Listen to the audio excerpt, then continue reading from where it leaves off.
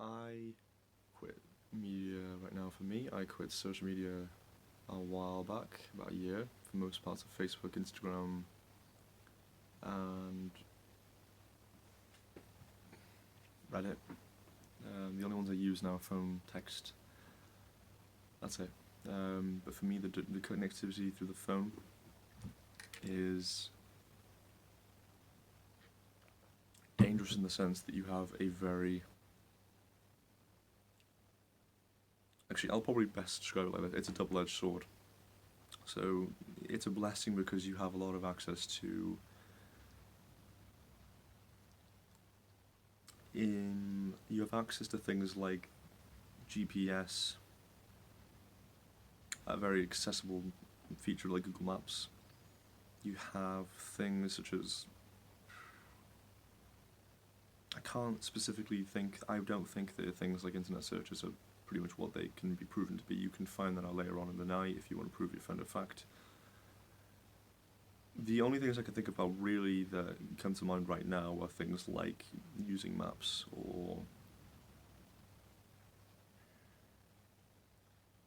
if you'd like a more convenient camera.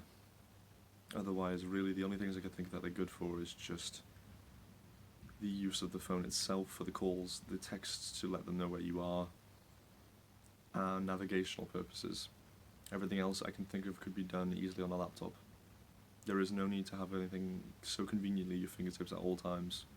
It's a blessing because, yes, it's convenient, but it's a curse because you almost never want to leave it. Who I'm not in the same room as, for example, then. So with my family, it would be a daily thing, of course. With friends, depending on the social circles, for me, if I'm in the same area as them, back in Wales, I would contact them regularly, only for the purpose that a lot of these friends are people that I knew before I entered the kind of circle that we're all in now of consistent phone use on the media. At least before I was kind of more heavily involved with it. I still had Facebook, I still had the social medias, but I didn't get as into it during the time that I'd established a friend group here. It was more or less we'd all meet up based on simple message, and that's it. There wouldn't be this kind of form of Instagram or anything else, but with people who I am not as frequently in contact with, like say old work colleagues or university friends, I would probably get it in a rough measure of about every 3-4 weeks. For me personally, I keep it very small knit when I'm not exposed to social media anymore. There's a massive maintenance when it comes to keeping up with people, and if you ignore the calls of people inviting you to do all these things so frequently because you have something that is consistently accessible, you're blamed upon for like wanting to be a part of this whole network, because everyone's in it. That means that if you're not in it, you're not a part of the majority, and when you're not a part of the majority, you're more easily to accuse of being in the wrong or being in the unusual, when in reality 20-30 years ago this wasn't the case, and you would be amongst everyone else who didn't have a phone with all these features on it. The fact that I'm a minority now means that I'm seen as an oddity. Because I'm an oddity, people get frustrated when I don't conform to the same practices that everyone else does, which is, I'm miles away, but let's keep contact. And if you don't, it's speaking more volumes than it would have been in 1995 if when I called you it meant that I could call you only through that matter, and that arranging to meet with you would mean so much more than if I arranged to meet with you on a whim for a coffee, I feel like in 2020. Okay, so assuming that means my presence on online media, as you said,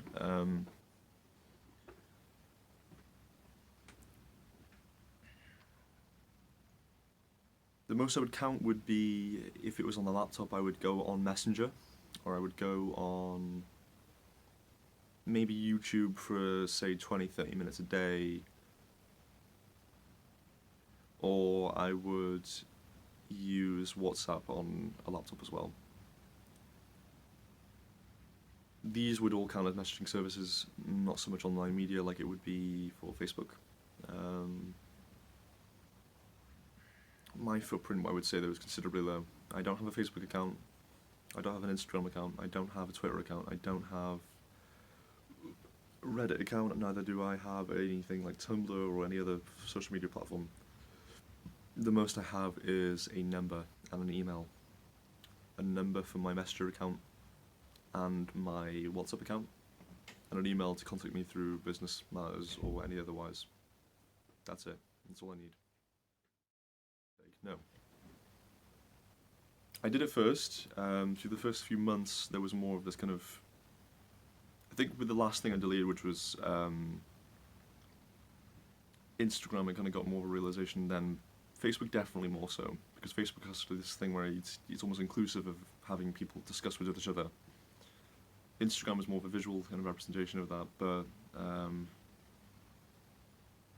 no, I actually really don't. I've had people talk during conversations where we're in the groups saying these photos that are funny or anything like that, or reminiscing on some events, but what I've realised more now is if you are having a fear of missing out, these people probably just don't want to hang around with you.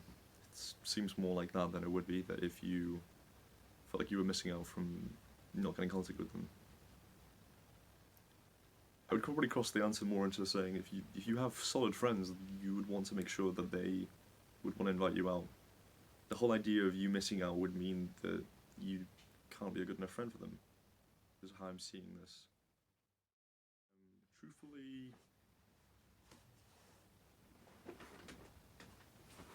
I think it's the hardest thing to realise is if I was to go travel anywhere, and it could be a friend who could be halfway around the world in the same country as me, there could be the chance that I missed that, and the fact that I could have met someone so easily, it could have been a much smaller world than it was, had I just simply used an Instagram just to check one photo. But the cases would have been conveniences like searches in a pub quiz to find out what the right answer was, or to show a funny video, which I could have easily done at the end of the day.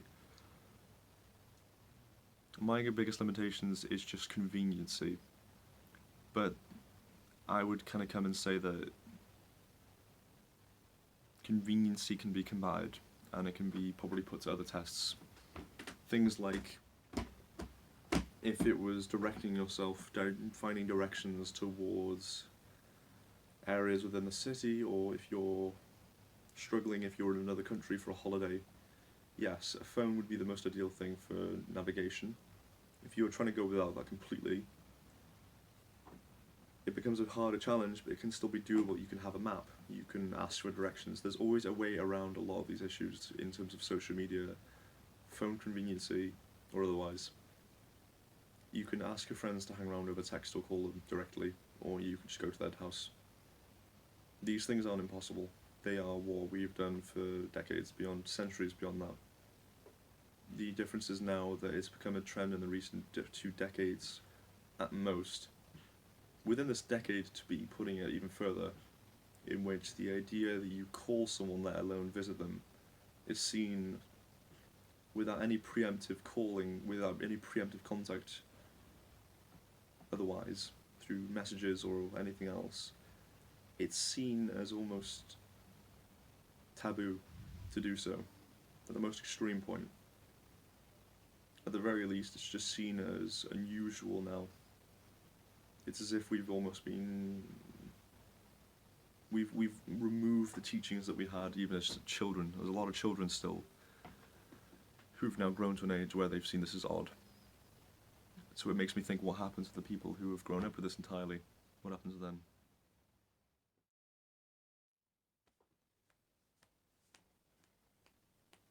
Oh, okay, actually there was a good event. So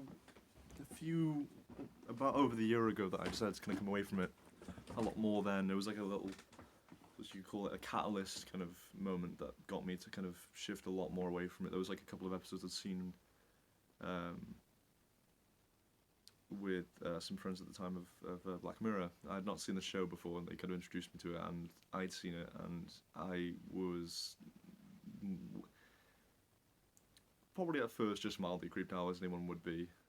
But I kind of got to thinking over the week more and more on it, and thinking like how the concepts in that, in places like China and that, it just makes you feel like that is just becoming a reality. And I wouldn't be surprised if it did.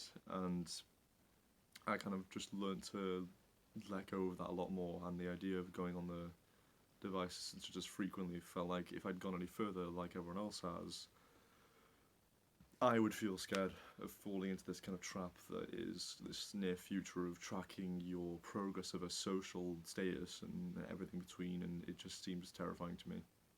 Black Mirror is, funny enough, one of my reasons of coming off the whole thing in general.